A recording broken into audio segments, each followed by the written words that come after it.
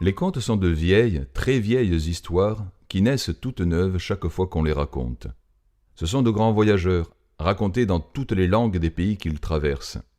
Le conte que vous allez entendre a été raconté jusqu'au Vietnam, mais aussi en France, dans le Périgord ou en Corse. Voilà l'histoire. Il était une fois un homme qui n'avait pas de chance. Il n'en avait jamais eu. Depuis qu'il était tout petit, il n'avait jamais eu de chance. Quand il mangeait des lentilles, il y avait des pierres. Le renard, c'était toujours pour son poulailler, la grêle, toujours pour son champ, et les fientes d'oiseaux, toujours sur son chapeau. Cet homme-là n'avait pas de chance. Pourtant, il avait tout essayé.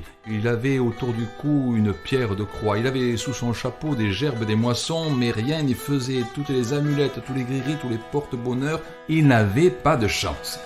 Un jour, il a entendu parler d'un vieil homme, un vieux sage, qui habitait tout en haut d'une montagne et qui, paraît-il, avait des réponses à toutes les questions.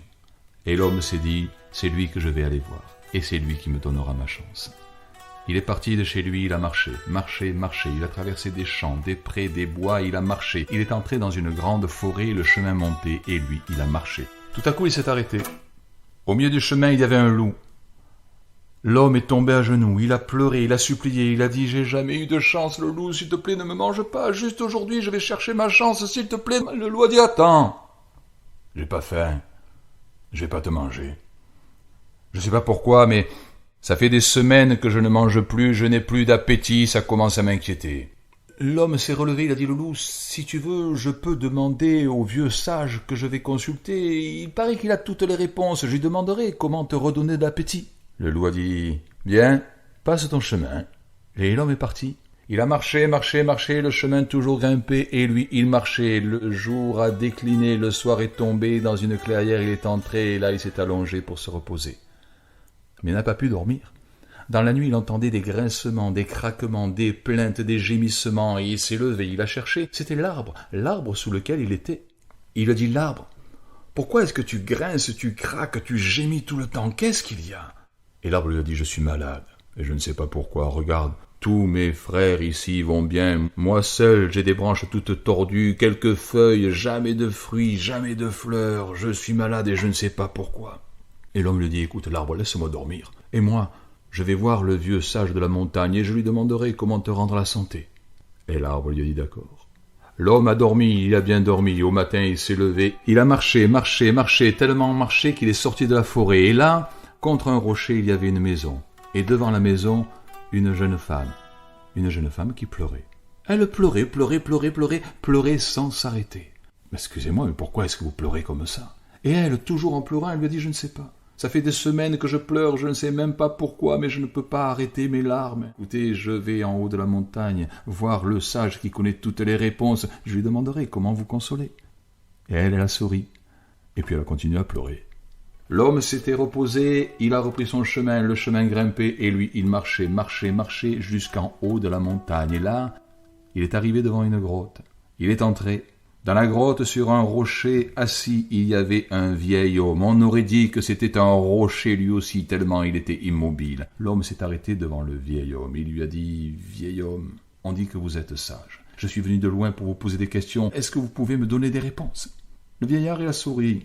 Il a ouvert les yeux, il a regardé l'homme, il a dit « Pose des questions. » Et l'homme a dit « Voilà, j'ai rencontré un loup qui n'avait plus faim, et ça fait des semaines qu'il n'a pas mangé, comment lui rendre l'appétit ?»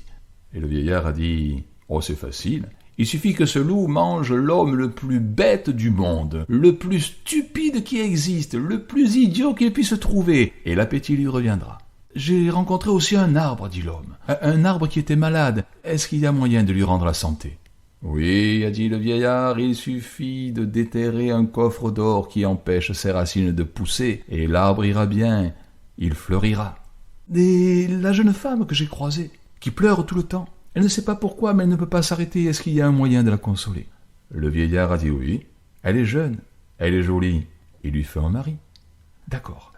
Et pour moi, je n'ai jamais eu de chance, vieil homme, jamais de ma vie. Regarde, j'ai des amulettes, des porte-bonheur, des guéris, tant qu'on en veut, mais la chance m'a déserté, jamais je n'en ai eu. Comment en avoir? J'y ai droit. Oui, tu y as droit, ta chance t'attend, elle est sur ton chemin. Redescends, repars, ta chance est devant toi. Merci. À peine il a dit merci, il a tourné les talons, dévalé la montagne, il a couru, les pierres sautaient sous ses pas, il courait, il est passé devant la maison où la femme pleurait. Elle l'a appelé, mais lui s'est pas arrêté. Dis-moi, est-ce que tu as une réponse pour moi? Oui, tu es jeune, jolie, marie-toi et tout ira bien. Arrête-toi, deviens mon mari. Non, j'ai pas le temps, ma chance m'attend, elle est devant moi. Et il a couru, il est entré dans la forêt. Toujours il courait, il dévalait, il a couru jusque dans la clairière et là il est passé, l'arbre l'a appelé, il lui a dit: l'homme, est-ce que tu as une réponse à ma question? Oui, un coffre d'or dans tes racines, il faut le déterrer. Et l'arbre lui dit: prends-le, sois riche. Dis non, j'ai pas le temps, ma chance est devant moi, sur mon chemin, elle m'attend. Et toujours il courait, il a couru, dévalé la montagne, traversé la forêt, et là il s'est arrêté. Au milieu du chemin, il y avait le loup qui l'attendait. Le loup a dit: alors, est-ce que tu as vu le vieil homme? Il dit: oui. Écoute, c'est très simple. Tu vas retrouver tout ton appétit lorsque tu auras mangé l'homme le plus bête du monde, le plus idiot qu'il soit, le plus stupide que tu puisses trouver. D'accord, a dit le loup. Et comment est-ce que je le reconnaîtrai? Ah ben ça je sais pas, a dit l'homme. Moi je te donne la réponse comme j'ai fait pour l'arbre et pour la femme. Quel arbre? Quelle femme? Eh bien, un arbre qui était malade, il avait un trésor qui empêchait ses racines de pousser, il voulait que je le déterre, mais moi j'ai pas le temps, ma chance est devant moi, il faut que j'aille la chercher. D'accord, a dit le loup. Et la femme? La femme, elle pleurait tout le temps, elle était jeune, jolie, il lui fallait un mari, elle voulait m'épouser, mais moi j'ai pas le temps, ma chance m'attend, elle est devant moi, il faut que j'y aille, laisse-moi partir. Attends, a dit le loup.